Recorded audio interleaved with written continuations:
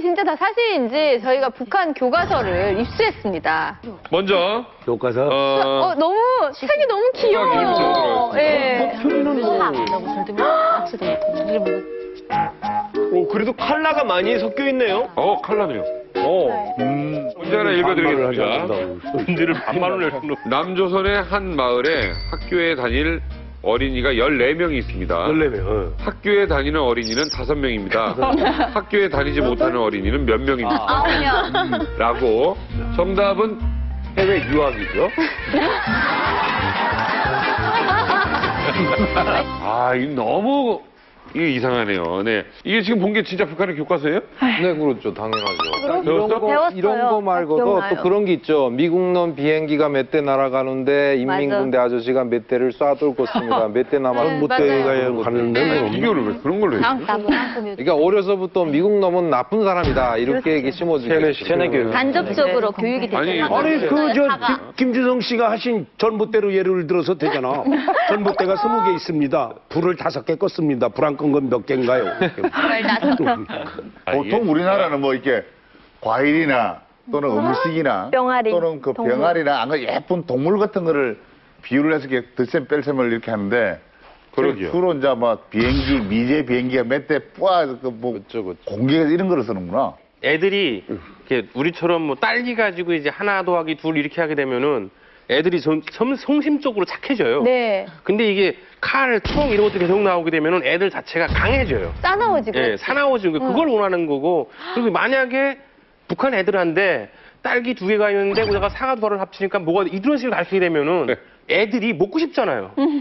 그림에 있는 걸 내가 맞네요. 먹을 수 있을 때 상실감이 맞네, 굉장히 맞네. 크거든요. 그러니까 그게 쟤들도 맞아. 몰라서 그러는 게 아니에요. 강철원 선생님도 그러면 이런 걸로 공부하신 거예요?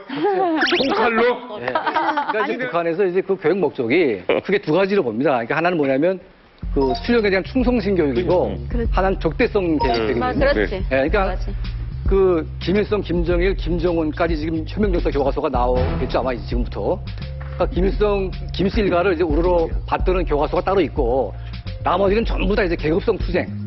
그러니까 미국, 남조선, 일본 이걸 이제 비난하는 쪽으로 다 이제 문구가 나오는 거죠. 네. 그리고 이제 이런 거 말고도 또 다른 내용이 있는데 이제 남조선 아이들은 한창 공부할 나이에 이제 이렇게 나무통을 이게 목에 메고 이제 그 구두 상자죠. 구두닦이 상자랑 그다음에 이제 담배랑 껌파리를 하고 있는데 이제 봐라 얘네는 한창 공부할 나이에 이렇게 막 비참하게 살고 있다. 그렇지만 그 우리의 아이들은 어떠냐. 장군님의 따사로운 품속에 안겨가지고 지덕체를 겸비한 나라의 일꾼으로 자라고 있다. 이러면서 이제 그 이런 어린이들을 왕으로 대접하는 나라는 전 세계적으로 이렇게 북한밖에 없다. 그래서 그 김일성이 교시 내린 게 있거든요.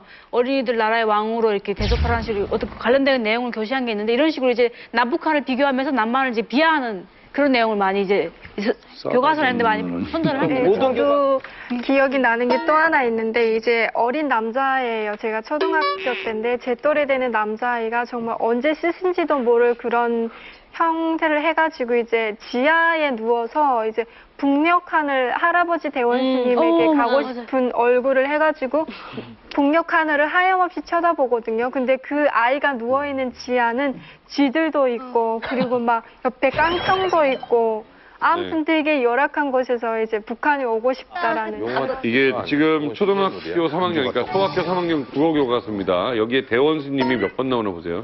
경의하는 대원 스님께서는 아동 나눔들을 위해 일부러 전투를 조직하셨습니다. 이 전투에서 청과 솜을 비롯한 수많은 물자들을 얻어오게 하였습니다.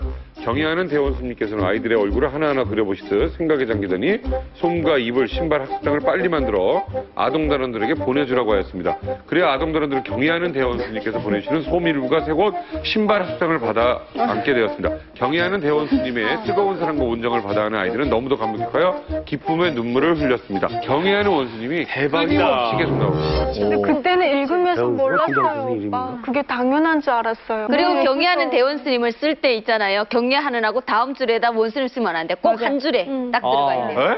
불밖에 보면 안 돼. 들어가면 안 돼. 붙여서 써야 되는구나. 맞아요. 이게 읽기 이거.